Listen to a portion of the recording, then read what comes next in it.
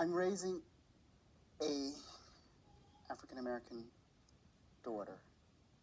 She needs role models. She needs to know the history of the struggles of African-American women, and to know that Phillis Wheatley was a member of this church, which she's a member of this church, to know that she can overcome various obstacles and hurdles in her life means a lot to me when I'm talking to my daughter about strong. When you think about things being born, you most likely think humans, but this is a story about one slave woman's heartfelt beliefs that helped build and birth our literary system. Phillis Wheatley broke barriers by being the first African American slave and black woman to publish a book. Being in her position, it was one thing for her to speak up, but she also challenged leaders high in power who doubted her, like Thomas Jefferson. She eventually went on to win her case justifying black people's impact. When she was younger, she was kidnapped from West Africa, her native Senegal. She was then sold to a tailor family at 7, meant as a personal servant to Susanna in 1761. One of her most horrid times remembering would be the rags she was given for clothes, and often how many slaves died on the boat. If they didn't before landing, some would throw themselves overboard to save themselves from the misery. They first noticed her curiosity and wonder, and they had to encourage it. She was welcomed and named Phyllis after the boat they were traveling on. Phyllis means foliage.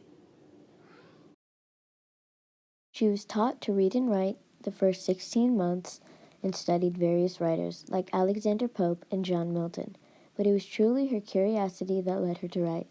They originally taught her Christianity and English. She even memorized the Bible. Her knowledge was coming even uncommon for a young white boy. Impressed by her poetry and literature skills, they taught her ancient history and more, such as Latin, mythology, and her soon-to-be passion, classical literature. Mary and Nathaniel, the Wheatley's children, specialized in teaching her to read biology and astronomy. She started off as entertainment for guests. She was known as very eloquent with her words. When she was 12, she was already writing poems, and by the time she was around the age of 14, she had already published them. Later on, she wrote a book called Poems on Various Subjects, Religious and Moral. On January 24, 1774, the ads for her book publishing date went up in the Boston Gazette. News of her talent spread, and the book sold amazing, nearly 300 copies. Jackpot for those times, especially black people. But her past definitely influenced her future because one of her first poems was of two men drowning to save themselves. She was called African Genius from Boston and Mother of Black Literature. The poem was published and debuted in the Mercury Town newspaper, one being brought from Africa to America. 'Twas mercy brought me from my pagan land, taught my benighted soul to understand that there's a God, that there's a Savior too. Once I redemption neither sought nor knew. Some view our sable race with scornful eye. Their color is a diabolic dye. Remember, Christians, Negroes black as Cain, may be refined and join the angelic train. Sadly, she did not gain her freedom until after she had published a book in London.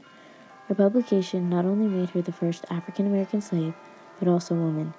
1775, she became a household name in her town as well as England when she wrote a poem honoring George Washington's leadership in the Revolutionary War. She was granted to meet him as president a year later and had the whole nation awe with her words. But some people were stunned and thought someone who was a slave would admire someone with them. To promote her work, she would travel to England. She spoke about liberty and religious freedom for her and others while being a slave. She even wrote philosophical letters to demonstrate her knowledge after speaking out for what she believed in. She got to meet with many other leaders like Benjamin Franklin, and this had the people surprised because to them she was only a black woman, but she was making an impact. However, Thomas Jefferson was not the biggest fan. He would criticize her and diminish her abilities. The idea was that African people were intellectually inferior was just a justification for slavery, and founding fathers needed a reason for liberty to be for all, while in realization it wasn't. Yet, here is Phyllis, fighting for what she believed in, and this made her very existence dangerous, because she was there using her logic to justify that the purpose of all people being able to live freely was not the stable and right foundation to live on when they knew it was a lie. And this was big for her. Game set and won. She had used their thinking to justify hers, and she had many on her side to prove that. She had showed them how blacks were just as equally capable and who benefited more from education. and this is eventually what helped spark the abolition movement. How this happened was when Phillis would meet with other abolitionist leaders like Frederick Douglass. Using his words, her style, they would peacefully yet powerfully fight for equal rights. Though many of all races were on their side and being persuaded, some people still refused to accept it, and this would often lead to riots, protests, and in one case, violence. But after these events, the whole concept of the abolition movement became to come to life. African American culture. African American culture is very steeped in religion and faith and belief in God.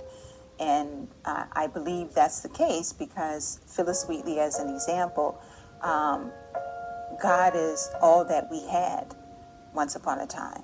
If you didn't have faith in God, if you didn't have God to turn to, hopelessness, despair was all that you had to live on. And that is not a life.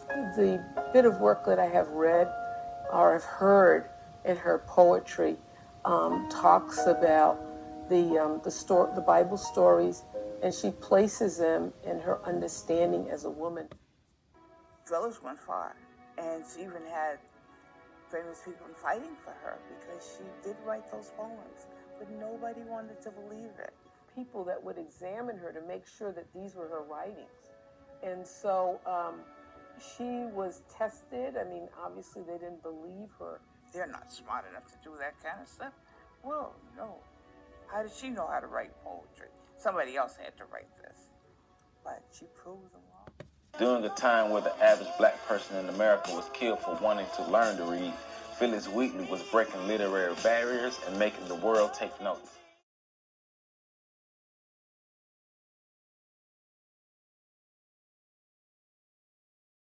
In conclusion, Phillis Wheatley broke barriers by being one of the brightest and dedicated minds early African American history has ever known. She didn't give in to fear and spoke out for what she believed in. She was key in the beginning of the anti-slavery movement that led on to the civil rights movement that really only started with her words. If only she knew what she had accomplished led on to so much more. The same year, October 18, 1775, she was freed by not only the deaths of her masters but the power of her poetry. Later in life, she married John Peters, but all three of her children died while giving birth. Struggling to write poetry, she gave in with these last words: "Enlarge the close-contacted mind and fill it with thy fire." And with that, she died, 30, December 5th, 1784. On October 5th, 2003, a monument was made in honor of her.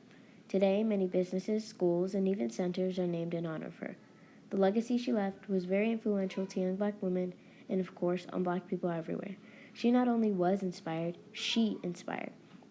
She paved the way for many other black poets who are now free to express themselves and live their lives not in fear, but in pride, whether they need to get their point across on police brutality or simple yet unfair issues today. Some who are sadly still not with us, but their legacy remains, are Maya Angelou, Gwendolyn Brooks, and now Alice Walker, who has also written The Color Purple, and fortunately, still alive. When you think of these people, think of who made it happen. We already know none can live up to this reputation as a woman in her position and with this kind of pressure, but she truly lit the light in my dark tunnel.